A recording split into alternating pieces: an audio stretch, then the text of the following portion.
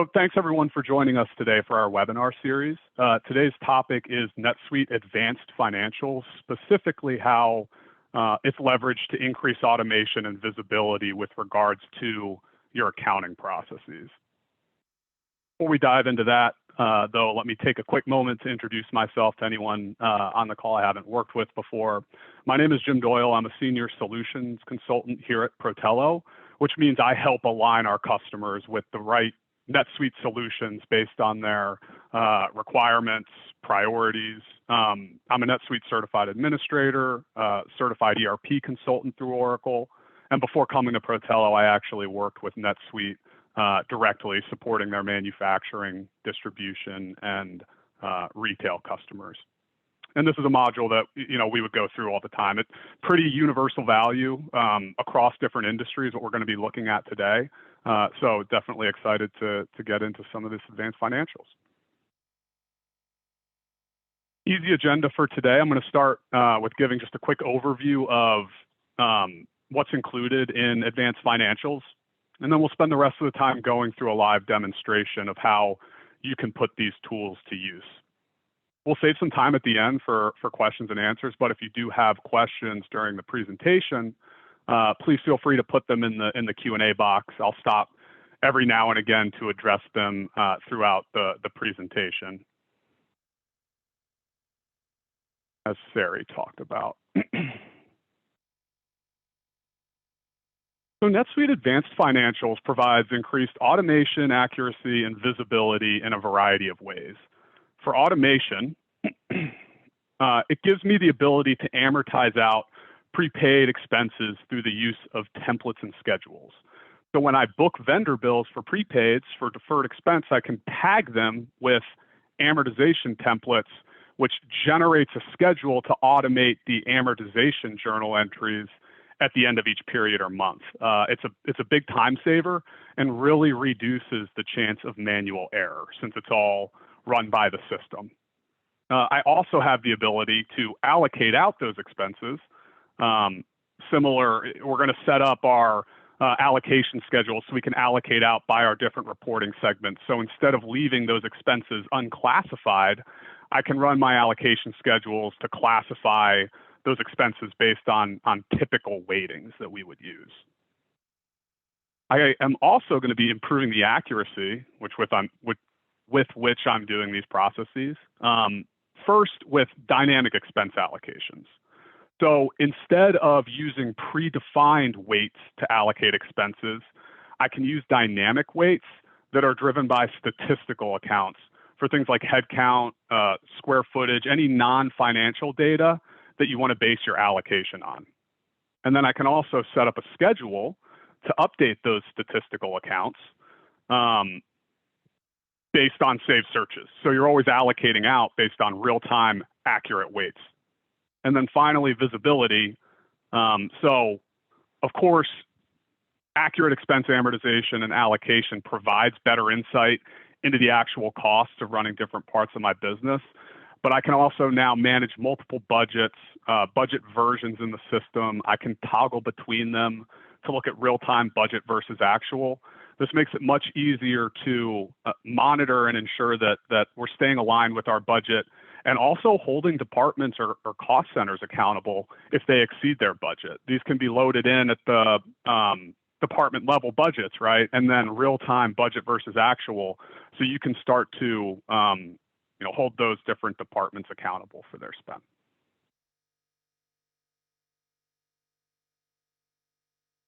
So here's our agenda for the demonstration, what we're going to walk through today.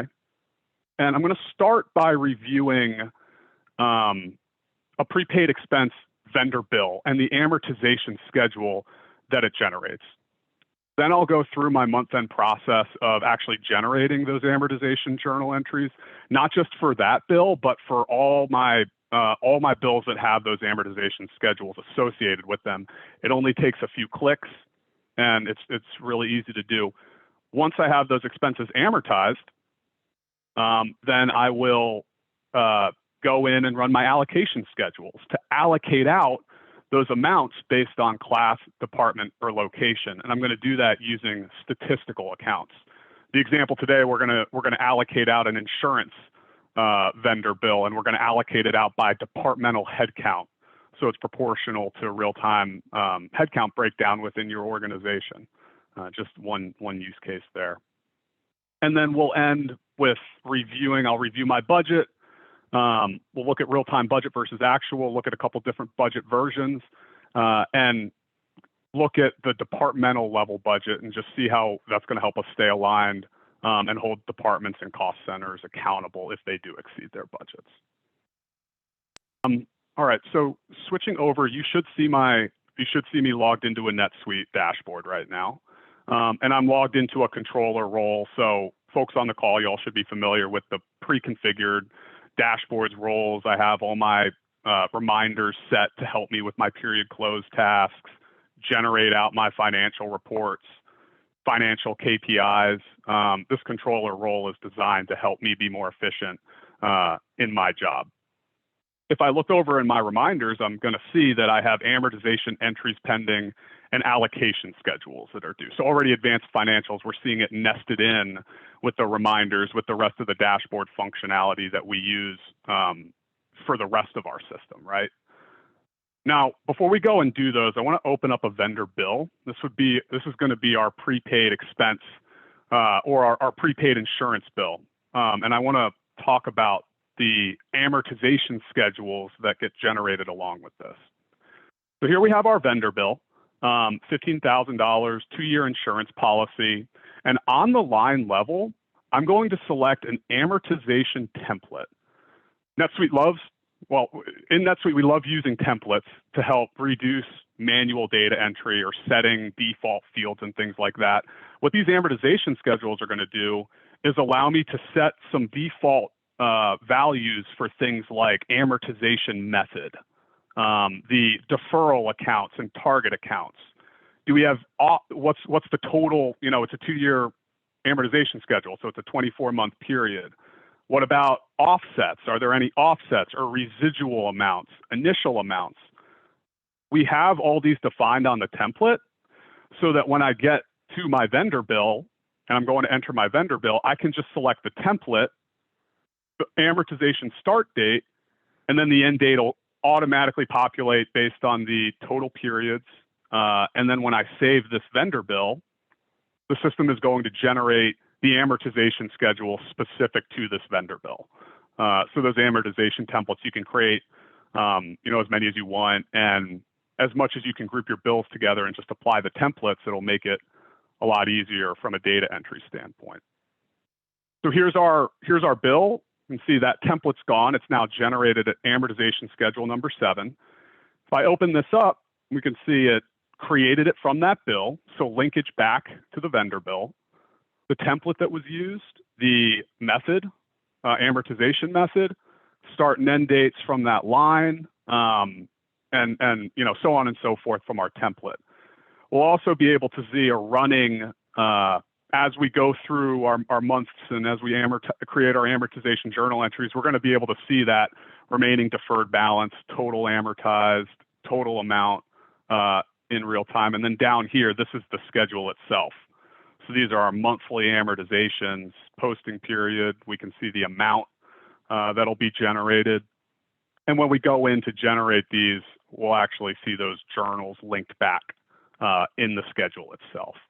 Similar to fixed asset management with depreciation schedules. I always can see those journals on there as I generate those. Now back on my dashboard, so that's the vendor bill, right? Now, once it has those schedules associated with it, all I need to do then is look at my reminders, and this is going to tell me all the vendor bills that I have with amortization schedules that require those amortization journal entries. So here I can see I have 5 different bills. I can see the type, percent that has been recognized, the link to the actual amortization schedule I can drill into for each of those, the template that was used, transaction type, and the amount. So these are basically the proposed amortization amounts based on the schedules. And if I go and open one of these, this vendor bill has been active amortization schedule 4, you can see that running those journals like I talked about. As we're creating those, it'll link back to the amortization schedule. Now all I have to do at the end of the month is apply some filters. I can filter by transaction type, by item, by the accounts that we're hitting, or by the transaction date, or I can just go ahead and create journal entries. And so the system is now going to create that amortization journal entry consolidated on a consolidated basis. Here's all our different schedules, single journal entry.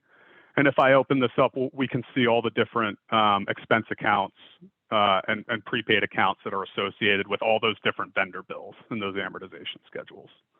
And actually link back to the vendor and link back to the amortization schedule directly on the journal entry.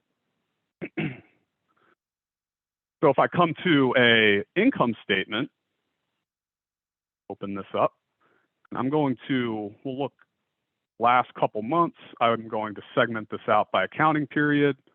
This is just to check, check our work now that we've created the amortization journal entry. So I can look at our last several months.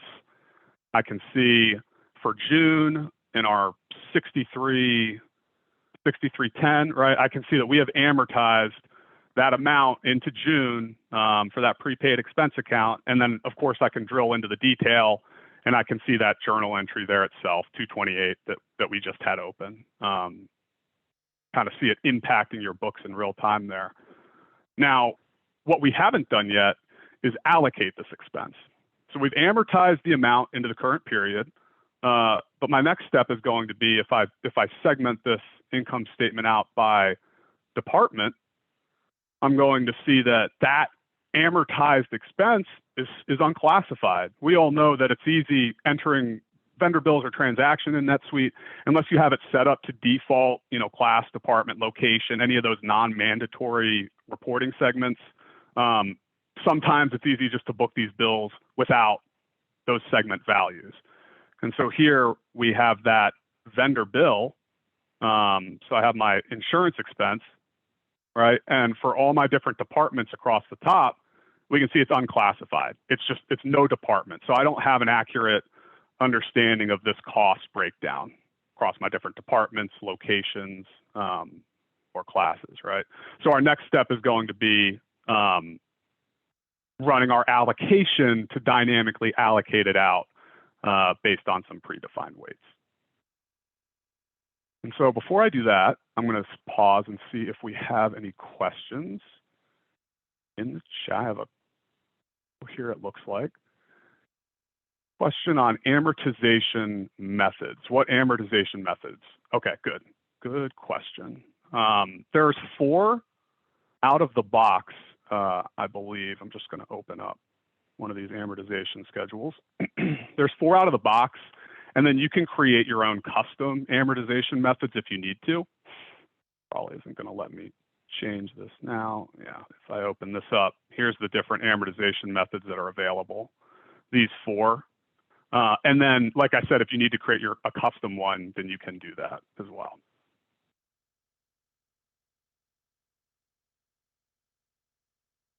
Okay. And then I see a question about deferred revenue. This wouldn't be deferred revenue or revenue recognition, right? We're looking on at expenses right now. If you do have revenue management requirements, deferred revenue, ASC 606 requirements, then there is a NetSuite module, revenue management, that can address that, but that would not be advanced financials. Those 2 modules work together in a lot of ways, but just to be clear, that would be revenue management or advanced revenue management. I'll send a list of these questions out to Sarah, just like we do with these webinars for the folks that haven't been on one of these before. We'll make available the presentation along with the questions in there that were asked during this, so that you can refer to those if you miss it while we're going through here. All right, so let's now transition over to the allocation step. So we have an unallocated expense that is lumped into my no department. So back on my dashboard, if I update my reminders, I'm going to see my amortization entries go away. We just ran those, a couple clicks of the mouse, but I do have allocation schedules. I open up these allocation schedules. I have 3, and you can set these up to allocate. You can set up as many allocation schedules as you need to allocate out based on your business and what makes sense for you. This healthcare insurance allocation schedule is going to be set for me on a monthly basis. And then the next date, this is just going to help drive reminders. So every time I run my allocation, it's going to push it out another month. And so every month, I'm getting a reminder that it's time to create my journal entries here. Now, allocation mode is really important. I can have fixed allocation weights for how I'm going to allocate out that expense. Or I can use dynamic allocation, which is going to refer to a stat account, my weight source. Stat accounts, statistical accounts, are used to store non-financial data. So this headcount statistical account has the breakdown of all my employee records, headcount per department. It's a simple save search. And the system, you can run these statistical schedules to keep your weight source updated. So when I go to allocate this expense by headcount, it's always going to be current based on the employee records that I have set up in NetSuite. I have had some questions about using NetSuite. Is it only users? If I want to do headcount, is it only users that I can use to dynamically affect the weights? No, it's just like where you would have employee records for all your employees, not just your NetSuite users. You'd store your employee data in the system, and they'd be classified, class, department, location, and then that's what the system can use. It doesn't just have to be your fully licensed users. Now down here, so we're using our stat account for headcount, and our source for this statistical or for this allocation schedule is going to be that 6310 insurance expense. And so when I run this, it's going to look and see if we have transactions with unassigned departments. We want to allocate this out by department. And it's going to allocate that expense in that source account out to, in this case, it's going to be the same account. I could have it allocating to different accounts if I wanted to, but this will go to the same expense account, but it is going to apply the department segment on that journal entry based on headcount. That's our headcount balance by department, and ultimately the weight. That's the percentage out of 100, right? So it's going to take that total amount and 5% allocate to my administration department. And so this is why that dynamic allocation can really help you with your accuracy. I've also seen pretty frequently if you could use square footage, right? Any of those non-financial methods that you want to use to allocate out, you can define those in your stat accounts and then have the system do the math for you. So now all I have to do is, whenever I see them in my reminders, I can go in, I create my journal entry, and it's going to create that allocation. 229 created from allocation, similar to the amortization. So now I can see it hitting from the 6310 account, but unclassified department. Now it's debiting that out to the same account, but in amounts proportional to my head count per department. Pretty slick, right? And if I come back to my income statement and I refresh this, I'm going to see that, real time, right? I can see now I have 6310, right? The unclassified insurance expense, I have classified transactions in there as well, but the unclassified by department insurance expense has been allocated out by department, whereas those were zeros beforehand.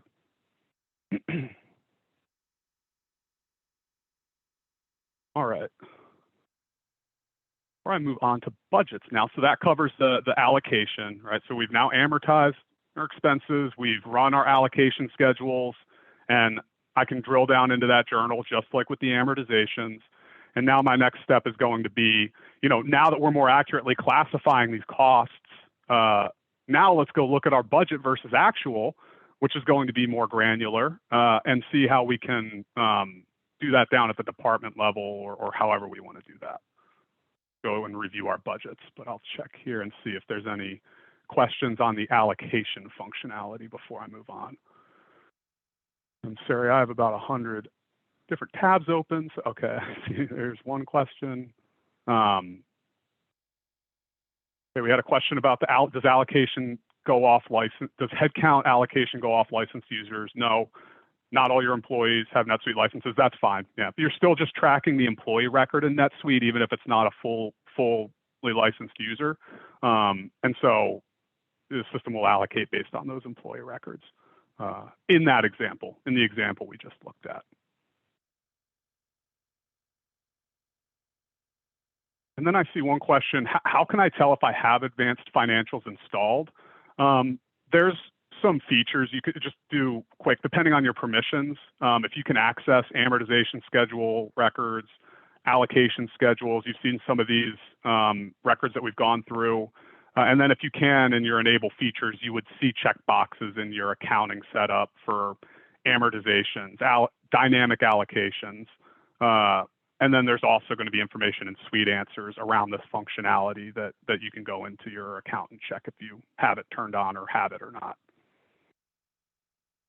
And that's something that your Sari or your NetSuite account manager could help with as well. At least letting you know if it's included, if you have it under your current licensing. All right, so let's keep going then. I think, Sari, I got all the questions, so let me know if I'm missing any. But final step is going to be going in and reviewing our budget. And so what Advanced Financials allows me to do is have multiple budget versions or categories and toggle between them so I can see different scenarios depending on what I want to look at. So here's a budget versus actual report. So I can see the amount real time as we're transacting, the budget amount, and then our percentage of budget. So if we're going over 100%, we can see that right away. We can even set up alerts if we want to make sure that we understand exactly when and where and why we may be going over budget or be under budget. So we can scroll through here. This is my primary budget. I could have legacy. I can have very specific budgets using project segments or customer segment, right?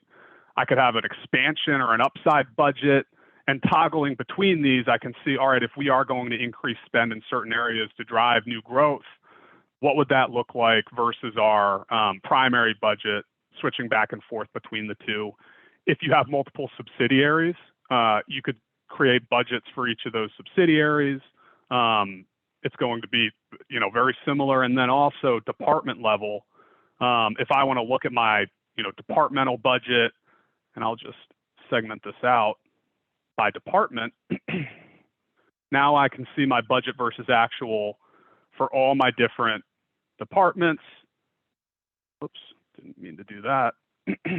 I can see, what our T&E looks like, whatever accounts I want to budget for. I can see those. I can see any variances. Let me look at our sales department. Total. So looking at our sales department level budget for 22, I can see, we're doing well from a revenue standpoint. We're getting close, 80, 90%. We're over on some of these different expenses. There may be a reason for that. That's fine, but we want to understand and adjust since budgeting is a strategic function of the company. We need to make sure that our budget's aligned and we understand our actuals in relation to that in real time. So I could see even that 63. So if I see my insurance expense, right, for that, for my sales department, I see an amount in our actual, we're still under on our budget. And there's that journal 229 from when we ran our allocation schedules. So you can kind of see how everything ties together, right? The budgeting, now that we're tracking our costs in more detail and more accurately with our amortizations, with our allocations, and then multiple budgets, pushing that down to different cost centers or department levels, and holding your department supervisors or those budget owners accountable, and still being able to drill down into transaction detail if you need to. we were actually just working with a company the other day who is looking to incorporate budget functionality, and it's a case of we want to schedule a budget versus actual report, department level budget versus actual, to go out to our department heads every Monday or on a weekly basis. And so, you know, every week they're getting in their inbox, even if they're not a power user or even a NetSuite general access user, they can still be getting those reports so that they can stay on top of their budget. And you can view it. You have that visibility as well. And then budgets can be, all right, so the budget record itself, we see this budget amount. I'm going to preempt the question that I believe is coming. So there's different ways to create your budget. CSV import is pretty common. So if you do any sort of FP&A, you know, top-down, bottom-up S&OP process where you're actually developing a budget, you can import that into NetSuite using the CSV import tool that you should be familiar with. You can also copy budgets. So I could copy my previous year budget and add a growth percentage that it's going to apply to different accounts that I would want it to, or it could do the same for our prior year actuals. So we could take our actuals and uplift it by a percentage for different account categories, and then roll with that as our planning budget. It really depends on how you're budgeting and what the most efficient way for you is to get it into the system. But I'd say CSV import is probably the most common.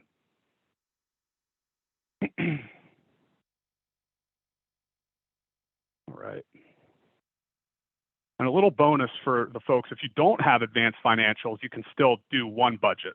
You can track one budget in the system and have budget versus actuals. So even if you don't have advanced financials, but this looks helpful, know that you should have that ability with your NetSuite edition, just to have a single budget, but you wouldn't be able to toggle between multiple budgets. These budgets can be set for class, department, and location level too. I talked about department level budgeting, but you could also do it by your other reporting segments. If we have any questions here before we wrap up. Can I enter budgets for foreign subsidiaries in their base currency? Absolutely. Yep, that's one of the primary reasons that, you know, we'll get into discussions around advanced financials a lot of time with One World, companies using One World with multiple subsidiaries, is because they do need that ability to have multiple budgets loaded into the system in their different base currencies.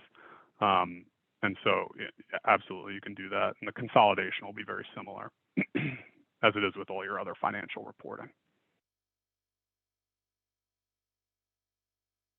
And that, transition back here. And just to recap, and then I'll open it up for questions. I know you can hang around and if there are any further questions, but just to recap, advanced financials at a high level is going to provide automation, increased accuracy, and visibility. Amortization schedules and allocation schedules, you saw how that took me just a couple minutes, right? It's all about tagging them with templates as you're generating those transactions, and then letting those schedules run themselves. And now all you're having to do is drill into your reminders whenever you see them and hit create journal entries. Really easy and much more accurate. The system math, the system's going to be able to do better math than me, at least. And so having those predefined schedules, we're not doing this in Excel and trying to capture it with the journal entry, right? We want to get away from that manual step as much as possible. And stat accounts too, statistical accounts. Sometimes I'll have customers will ask just about stat accounts for other unique use cases that they may have for their business outside of just expense allocations. So keep that in mind as well. Advanced Financials allows you to create statistical accounts to track non-financial data in your chart of accounts. And then visibility, budget versus actuals, drillable reports that you can use to look at your budget versus actual using whatever reporting segments you really want to. The budgets, that's probably that's like a hidden gem with NetSuite. For some reason, it can fly under the radar a little bit. I think because a lot of time when you're in implementation, you're not looking to copy from a previous year's actuals in your ERP, so it's one of those things where maybe it's a later phase item for configuration, and then you lose track of it. Now we're putting it back at the top of your inbox. So even if you don't need the multiple budgets, that looks helpful. Certainly go and check out the native budget that you can load, just a single budget, and look at your budget versus actuals.